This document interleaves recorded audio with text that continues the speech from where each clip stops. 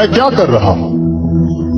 मैं दिए प्रज्वलित कर रहा हूं ताकि अंधकार को मिटा सकूं।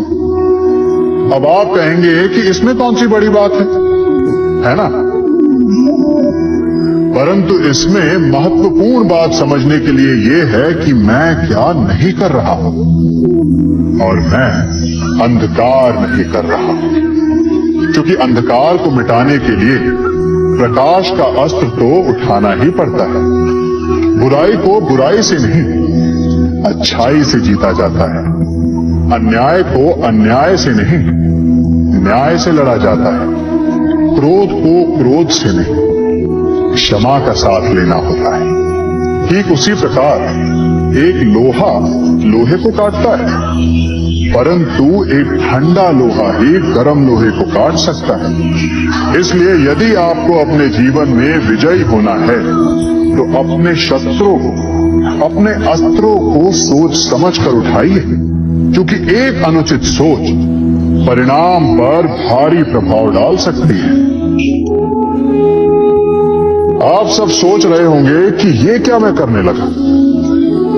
मैं इस पौधे को जड़ से उखाड़ रहा हूं। आश्चर्य हो रहा है ना कि एक पौधे को उखाड़ना या काटना ना केवल एक अपराध है अपितु पाप भी है। तो फिर मुझे ऐसा करने की क्या आवश्यकता पड़ गई? क्योंकि कई बार विनाश भी सृजन तक पहुंचाता है। यदि नया भवन बनाना हो तो पुराने भवन को गिराना पड़ता है। व्यवस्था को परिवर्तित करने के लिए क्रांति लानी पड़ती है। और उसी प्रकार यदि किसी वृक्ष या किसी पौधे की जड़ों में घुन लग जाए या उसका मूल सड़ जाए तो उसे जड़ से उखाड़ देना ही श्रेयस्कर होता है, ताकि उस स्थल पर नए पौधे उपज सके। युद्ध करना पर्याय नहीं, परंतु कभी कभी शांति के लिए युद्ध करना आवश्यक हो जाता है। सार में सबसे श्रेष्ठ क्या है? फूल या कांटे, प्रेम या घृणा, संपन्नता या दरिद्रता, मित्र या शत्रु? बताइए। अब आप भी कहेंगे कि भला ये कोई पूछने की बात हुई? अवश्य फूल, प्रेम, संपन्नता और मित्र ही श्रेष्ठ। परंतु क्या आपने अपने जीवन में कभी सोचा है कि हर एक भाव, हर एक वस्तु, हर एक घटना का एक गुण धर्म होता है? त्वचा पर जलन करने वाले फूलों से अधिक श्रेष्ठ वो कांटे हैं जिनसे आप अपने घर की बाढ़ बनाते हैं ताकि वन्य पशु आपके भीतर ना आ सके। वो प्रेम श्रेष्ठ नहीं जो आपको अंधा, लोभी, पक्षपाती बनाता। वो घृणा श्रेष्ठ है जो आपको नया मार्ग दिखाता। वो संपन्नता श्रेष्ठ नहीं जो आपको कृपण बनाता, मत्कांध बनाता। वो दरिद्रता श्रेष्ठ है जो आपको जीवन में परिश्रम करने की शिक्षा दे। कुविचार देने वाले, बुरा मार्ग दिखाने वाले मित्रों से अधिक श्रेष्ठ वो शत्रु होते हैं जो हमें जीवन का लक्ष्य दे। इसलिए अपने जीवन में हर वस्तु, हर भाव, हर घटना के गुण धर्म को पहचानिए और उसके पश्चात अपना चयन कीजिए। स्वर्ण, हम सभी को अपने जीवन में स्वर्ण से कभी ना कभी कुछ ना कुछ थोड़ा या अधिक मोह होता ही है ना? परंतु क्या आपने कभी सोचा कि स्वर्ण को प्राप्त कैसे किया जाता है? जब भूमिगत खदानों से स्वर्ण को निकाला जाता है तब वो एक पाषाण की भांति होता है। ऐसा पाषाण जिससे आप किसी को भी मार सकते, परंतु उसे आभूषण के रूप में स्वयं के शरीर पर धारण नहीं कर सकते। यदि उसे आभूषण बनाना है तो उसे लंबी यात्राएं करनी होती है। उस पाषाण को पिघलना होता है।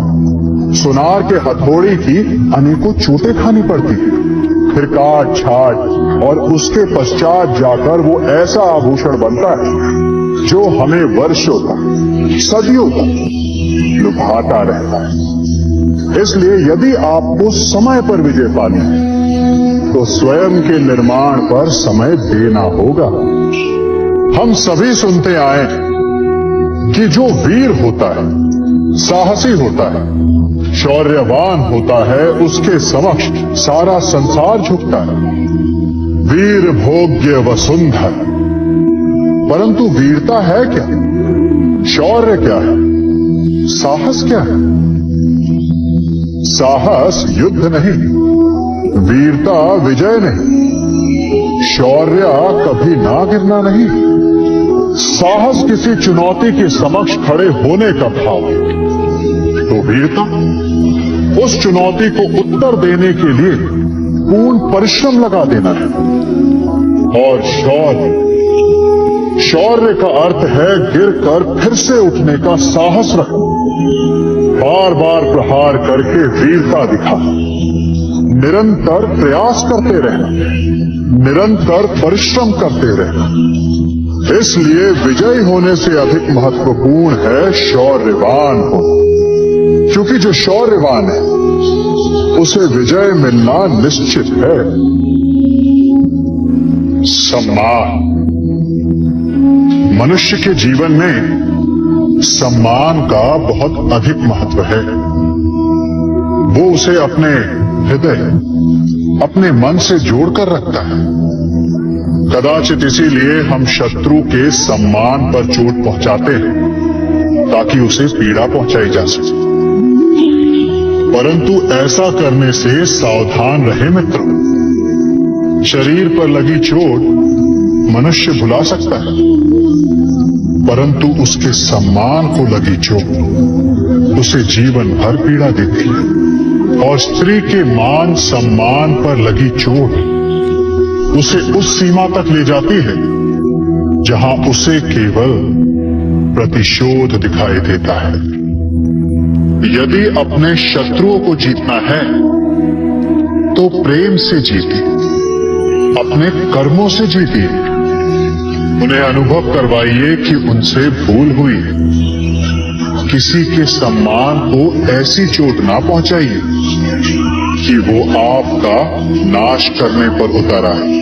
स्मरण रखिए, किसी का अपमान करके आपके हृदय को कदाचित थोड़ा संतोष आ जाए, परंतु उस अपमान से आप कई हृदयों को आघात पहुंचाते हैं और अपने लिए एक शत्रु और बढ़ा लेते हैं।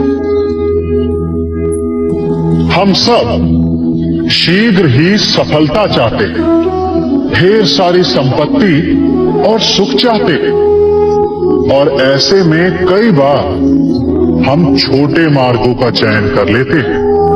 वो मार्ग जिनमें परिश्रम नहीं होता, जिनमें होता है तो केवल छल, कुटिलता और भाग्य का सहारा। जैसे कि जुआ।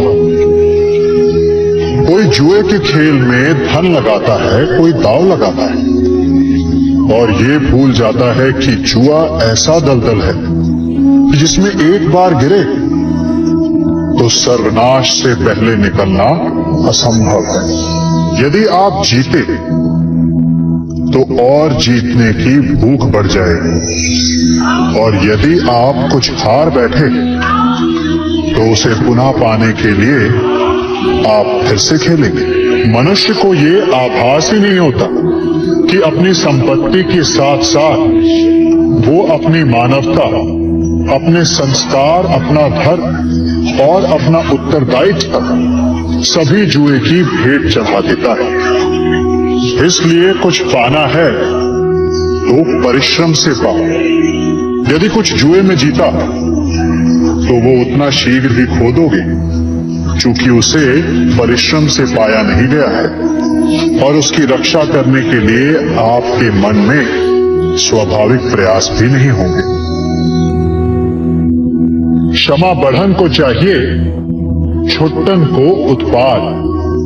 क्षमा इस संसार में शांति का, सुख का मूल आधार है।